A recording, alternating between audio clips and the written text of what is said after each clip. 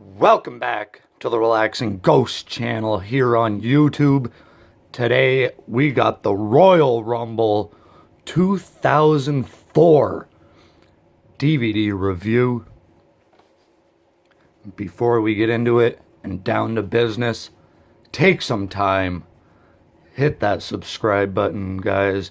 If you have any suggestions, any DVDs you'd like to see reviewed, any video ideas you have, make sure you drop a comment down below. Almost caught up with all the suggestions here, so let's get into the Royal Rumble 2004. So the Royal Rumble 2004, decent cover overall. It's kind of weird seeing Cena on a pay-per-view cover. Especially in this point in his career. He hadn't even won the U.S. title at this point. But we got the Raw and SmackDown present Royal Rumble. I like the cover, but it's just weird seeing Cena. No insert with my copy, which is fine. We'll run down the matches here in a minute.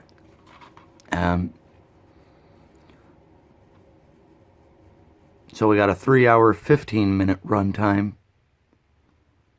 2004 release, of course. This was also held in Philadelphia, PA. Sunday, January 25th, 2004. Got cool shots here of Shawn Michaels, Triple H, Rey Mysterio. We also have exclusive interviews, history of the Rumble, plus more. So I'll run down the match card here. I do have the Anthology Volume 4 here, just so we have the card. So we had a tables match for the World Tag Titles, which was Batista and Flair versus the Dudley Boys. We also had Rey Mysterio versus Jamie Noble for the Cruiserweight title.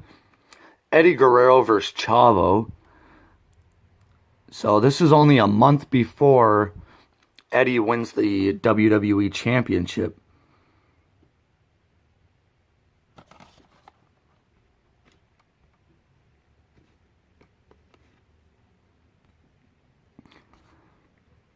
We had Brock Lesnar versus Hardcore Holly for the WWE Championship. You know, nothing against Hardcore Holly, but this was a weird matchup. Hardcore Holly was nowhere near a main eventer by 2004. I just think it's a weird matchup. Yeah, it had a story to it and whatever, but, you know, it was a easy night for Brock Lesnar defending the title.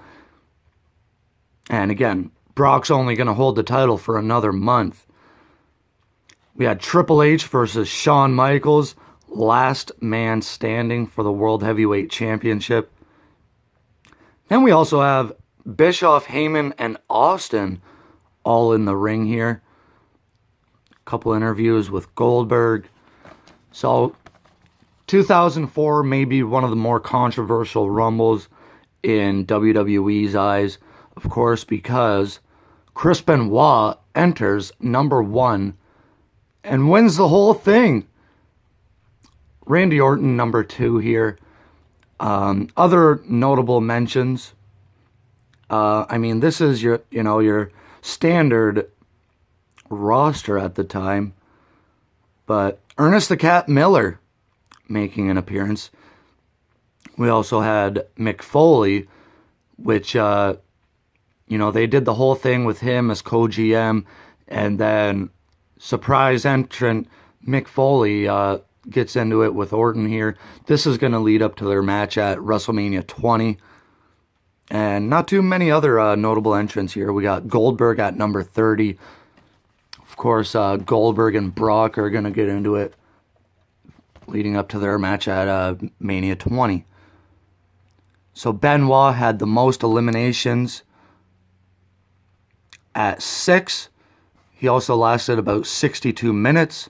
And this was Benoit's first Royal Rumble he competed in. So Benoit made a lot of history that night. Sad to say, but in 2004, that was awesome. I remember the whole build up to all this. Benoit was a SmackDown guy. He was part of the SmackDown roster. And Benoit won. He defected to Raw and would challenge Triple H for the world title, winning in the main event of WrestleMania 20.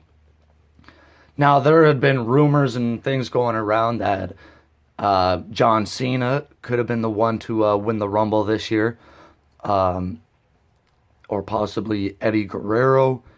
You know, there was a lot of options here going into WrestleMania 20. I personally love the Benoit story here. Let me know your thoughts on this, guys. Take some time and subscribe. We'll talk to you later. Peace.